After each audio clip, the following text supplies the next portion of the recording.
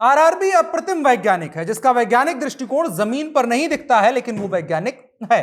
ये हमने खान सर के मुंह से सुना। खान सर समेत कई कोचिंग मास्टरों को माफिया घोषित करने की तैयारी चल रही है, क्योंकि आरआरबी के तमाम वैज्ञानिक प्रयोगों से अब पटना, प्रयागराज समेत बिहार, उत्तर प्रदेश में रेलवे की सरकारी नौकरी की तैयारी करने वाले लड़के ऊब गए हैं और उग्र हो गए हैं।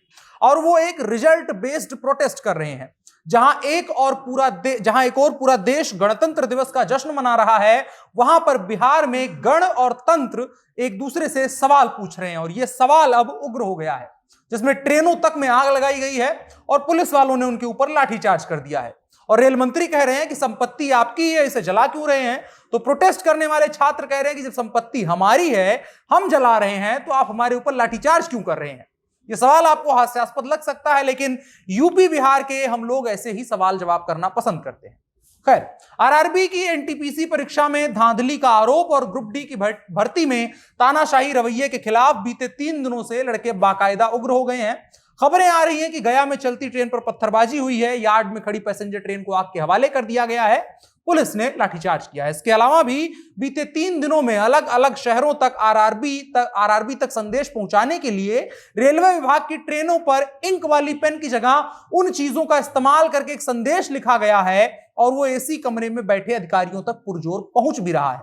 और जब संदेश पहुंच रहा है तो पुलिस अधिकारियों को आदेश आ रहा है, पुलिस अधिकारी सिपाहियों को आदेश दे रहे हैं कि जाओ इनको पीट दो, और सिपाही पीट भी रहे हैं। भले 5 साल पहले, 10 साल पहले ये सिपाही भी अपनी नौकरी उसी तरह के प्रोटेस्ट करके हासिल करी हो। यही कर सकते हैं, क्योंकि वो भी सिस्टम में आने के बाद सिस्टम में सस्टेन करने की लड़ाई लड़ रहे होते हैं, तो आदेश मानना पड़ता है। ये तमाम मामला है जो बहुत ज्यादा पेचीदा लग रहा है। समझने की कोशिश करेंगे क्या है पूरा मामला, इसमें वायरल जो है वो खान सर और तमाम मास्टरों की क्या भूमिका है जिनको माफिया कहा जा रहा है, और थोड़ी सी कोशिश करेंगे कि इसका हल क्या है वो भी समझ सके। आइए कार्यक्रम में आगे बढ़ते हैं। नमस्कार, मेरा नाम है अनुराग मिश्रा और आप देख रहे हैं जनता जंक्शन शो। सबसे पहले समझते हैं कि मामला क्या है। रेलवे रिक्रूटमेंट बोर्ड आरआरबी ने 2019 में एनटीपीसी यानी नॉन टेक्निकल पॉपुलर कैटेगरी की परीक्षा में भर्ती निकाली। इसमें 35,281 पदों पर वैकेंसी थी। इनमें से 24,281 पद ग्रेजुएट, 11,000 पद अंडर ग्रेजुएट जो 12वीं पास, और इनमें से इनको 5 लेवल में बांटा भी गया, 1, 2, 3, 4, 5, 6 अलग अलग लेवल में योग्यता और तनख्वाह के हिसाब से तमाम चीजें तय होनी थी। जैसे लेवल 2 की जॉब में 12वीं पास होना जरूरी था, इसमें 19,000 तनख्वाह थी। इसके अलावा लेवल 6 के लिए ग्रेजुएट होना जरूरी था, इसमें 35,000 तनख्वाह है। इसमें 35,281 वैकेंसी थी। फिर 2020 में आंदोलन हुआ, फिर परीक्षा ली गई 2021 में, लेकिन रिजल्ट अब 2022 में दिया गया।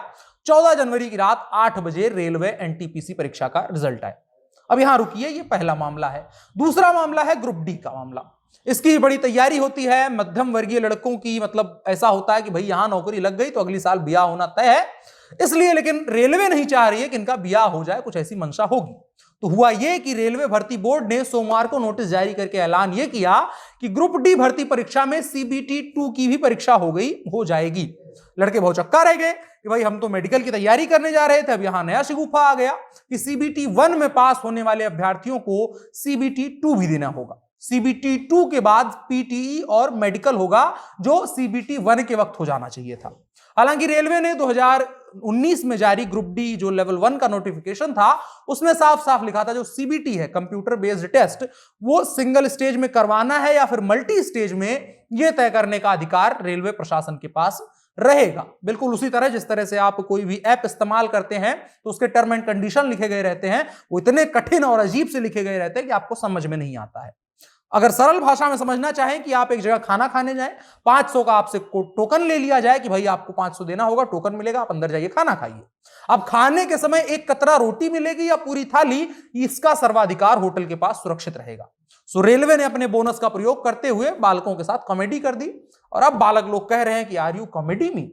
अब लड़के हैं, थोड़ी सी गलती हो गई है, पर इरादा गलत नहीं है, कंसीडर किया जाना चाहिए। और हां, इसको जामिया वाले प्रोटेस्ट से जोड़ करके बदनाम नहीं करना चाहिए। खैर, यह तो हुआ कि रेलवे की ओर से एनटीपीसी के लिए सिंगल एग्जाम कंडक्ट कराने का अब दावा कर दिया गया है। लेकिन रेलवे ने 7 अलग अलग लेवल की परीक्षा में एक जैसा एग्जाम करवा लिया, यह बवाल है। ग्रेजुएशन लेवल की परीक्षा इंटर पास वाले से भी ले ली गई। नतीजा यह हुआ कि इसमें ज्यादातर ग्रेजुएशन लेवल वाले सफल हुए, या इंटर के जो इंटर पास कर चुके थे और ग्रेजुएशन नहीं किए थे, वैसे लोग जो बहुत ज्यादा पढ़े लिखे लोग थे वही सफल हुए। जो इंटर के असली विद्यार्थी थे वो बेचारे लटके रह गए। अब दूसरी बात यह है कि एक ही अभ्यर्थी को 4-4 सीटों पर क्वालिफाई दिखा दिया गया है। अगली परीक्षा 4 अलग अलग जगहों पर उस एक व्यक्ति को देनी होगी, और चारों जगह परीक्षार्थी एक ही वक्त पर किस तरीके से परीक्षा देने जाएंगे, यह बहुत बड़ा सवाल है। और उसके बाद जो पद खाली रहेंगे उनमें कहा जा रहा है कि पहले वेटिंग लिस्ट का प्रावधान हुआ करता था बहुत साल पहले, फिर उसके बाद उस चीज को खत्म कर दिया गया। तो जो 4 जगहों पर परीक्षा अगर दे भी ले जाता है बच्चा, और एक जगह वो सेलेक्ट होता है या चारों जगह होता है परीक्षा में सेलेक्ट, और वो 3 जगह नौकरी छोड़ेगा, एक जगह करेगा, तो जो 3 जगह खाली रहेंगी उन पर वेटिंग लिस्ट वालों को प्रमोट करने का प्रावधान नहीं दिया गया है।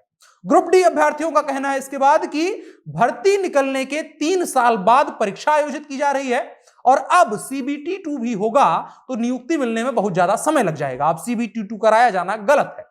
अब देखिए, आप चतुर्थ श्रेणी के कर्मचारी को भर रहे हैं ना कि हवाई जहाज के पायलट की भर्ती कर रहे हैं। सिंपल सा तर्क उनका इतना सा है। और दूसरी तरफ ग्रुप डी के अभ्यर्थियों का कहना है कि भर्ती निकलने के 3 साल बाद परीक्षा आयोजित की जा रही है, और अगर अब CBT 2 भी होगा तो नियुक्ति मिलने में समय ज्यादा लग जाएगा। इतना साल इंतजार पहले ही किया जा चुका है। अब CBT 2 कराया जाना गलत है। और अब सिंपल सा लॉजिक समझिए कि आप यहां पर चतुर्थ श्रेणी के कर्मचारी को भर रहे हैं, ना कि हवाई जहाज के पायलट की भर्ती कर रहे हैं। और सुन रहे हैं कि RRB ग्रुप डी से आसान पायलट की भर्ती भी होती है, लगती है, क्योंकि 2 चरणों में मेंस वेंस का जो बवाल किया जा रहा है वो अभ्यर्थियों के हिसाब से सही नहीं है। अब चले आते हैं कि बीते 3 दिनों में हुआ क्या है। दरअसल ये मामला बीते 3 दिनों का नहीं है, 3 साल से ज्यादा वक्त से इसकी स्क्रिप्ट लिखी जा रही थी, जिसकी फिल्म अब हमको देखने को मिल रही है। 3 दिन पहले यह आंदोलन शुरू हुआ था, और RRB NTPC के रिजल्ट में धांधली के विरोध में यूपी बिहार के छात्रों का प्रदर्शन आज तक चल रहा है। आज क्या हुआ? गया जंक्शन पर आक्रोशित छात्रों ने ट्रेन में आग लगा दी। हालत को काबू करने के लिए पुलिस ने आंसू गैस के गोले भी छोड़ दिए। जहानाबाद, समस्तीपुर, रोहतास समेत कई इलाकों में छात्र रेलवे ट्रैक पर उतर गए और नारेबाजी करने लगे। प्रदर्शन कर रहे छात्रों की वजह से कई जगहों पर ट्रेनें खड़ी हो गई, जाहिर सी बात है। छात्रों के हिंसक प्रदर्शन को देखते हुए आखिरकार रेलवे मंत्रालय को संज्ञान लेना पड़ा। रेल मंत्री अश्विनी वैष्णव दोपहर 3 बजे प्रेस कॉन्फ्रेंस करते हैं। उन्होंने कहा कि हमारे पास परीक्षा को लेकर के कोई शिकायत नहीं आई है, हमने जांच कमेटी बनाई है, वो इसकी जांच करेगी। वैष्णव जी को थोड़ा सा इसको डिप्लोमेटिक होने के पहले और पॉलिटिकली करेक्ट होने से पहले समझ लेना चाहिए था कि जब उनके पास कोई शिकायत नहीं आई तो कमेटी बैठाने की क्या जरूरत थी। कमेटी को हालांकि कह दिया गया है कि 4 मार्च तक वो रिपोर्ट देगी, और उन्होंने छात्रों से अपील की, रेलवे आपकी ही संपत्ति है, इसकी सुरक्षा करिए। बाकी खान सर और उनके जैसों का क्या रोल है वो राय नहीं, जांच का विषय है। और उससे भी ज्यादा उन अधिकारियों और मंत्रियों के लिए शर्म का विषय है कि आपकी स्कूली और कॉलेज की शिक्षा व्यवस्था इतनी बर्बाद हो गई है कि मैट्रिक लेवल की परीक्षा पास करने के लिए, नौकरी के लिए किसी को किसी कोचिंग में जाकर के 4 साल क्यों पढ़ना पड़ रहा है। आपने खुद बिचौलियों के हाथ में सिस्टम दिया है, वरना जिन अध्यापकों को मजबूरी में कोचिंग पढ़ाना शुरू करना पड़ता है क्योंकि वो आपकी सरकारी नौकरी का एग्जाम नहीं क्लियर कर सके थे आज से 10-8 साल पहले, वो आज आपको माफिया लगने लगे हैं। और आपको लग रहा है कि उन्होंने सिस्टम को ओवरलैप कर लिया है, सिस्टम उन्होंने करप्ट बना दिया है। सिस्टम उन्होंने करप्ट नहीं बनाया है, आपने ये बहुत अच्छे ढंग से एक तरफ पहले तो जो स्कूल का एजुकेशन था उसको खराब किया, उसको कहीं एग्जाम ओरिएंटेड बेस नहीं बनाया, कहीं ऐसा नहीं बनाया कि उसको पढ़ करके कोई नौकरी हासिल कर सके। फिर बच्चा कॉलेज में आता है, कॉलेज में बिहार में क्या हालत है आप सबको पता है। और उसके बाद आप अगर सवाल उठाएंगे कोचिंग के मास्टरों पर तो ये यही होगा कि आप केवल शर्म के मारे, अपना मुंह कहीं छुपाने नहीं मिल रहा है तो अपनी जारी सुजारी जो सारी की सारी तोहमत है वो किसी और के मत्थे मर देना चाहते हैं। आगे क्या होगा उस पर भी हम लगातार बात करते रहेंगे। आपकी क्या राय है कमेंट बॉक्स में जरूर बताइए। बड़ी खबर में इतना ही, अब बढ़ चलते हैं कार्यक्रम के अगले हिस्से की तरफ जो है इन शॉर्ट। आजादी के बाद आज पहली बार श्रीनगर के लाल चौक पर वहां के स्थानीय युवाओं ने तिरंगा फहराया है। इस दौरान बड़ी संख्या में स्थानीय युवाओं के अलावा वहां के महिलाएं, बच्चे भी मौजूद रहे।